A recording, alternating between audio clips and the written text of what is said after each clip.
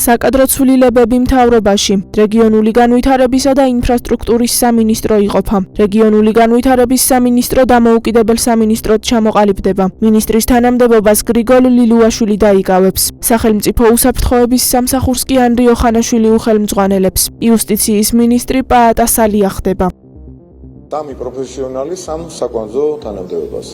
ძალიან მნიშვნელოვან თანამდებობებზე ამავდროულად თქვენ იცით რომ ბატონ გრიგოლს ეწურებოდა რამდენიმე თვეში ვადა, მეორე მისი არჩევა კანონის მიხედვით შეუძლებელი იყო. ამიტომ მიღებული იქნა პრემიერ-მინისტრის მიერ ეს გადაწყვეტილება, რომ კიდევ უფრო გაძლიერდეს რეგიონალური მართვის მიმართულებით მენეჯმენტი, კონტროლი.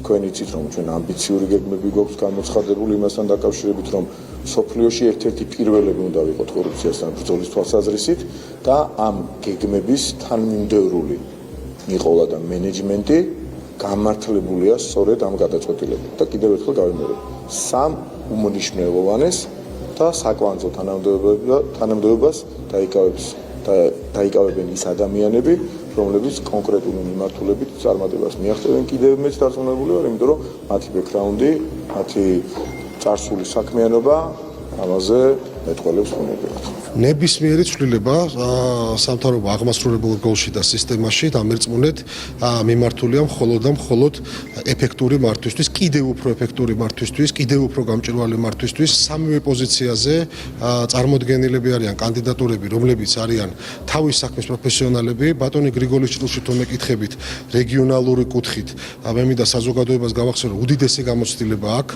მარტო წლები მხოლოდ საპარლამენტო საქმიანობის დროს და მის საპარლამენტო მოღვაწეობის დროს რეგიონალურ კომიტეტში იკავებდა წამყვან თანამდებობას. ბატონი ანდრიო ხანაშვილი ხა რა თქმა უნდა არის უმაღლესი დონის პროფესიონალი და ჩვენ ღრმად ვარ დარწმუნებულები რომ იგი ისეთივე წარმატებით გაუძღვება ქვეყნის უსაფრთხოების საკითხებს, როგორც ამას უძღვებოდა ბატონი გრიგოლ ლილუაშვილი.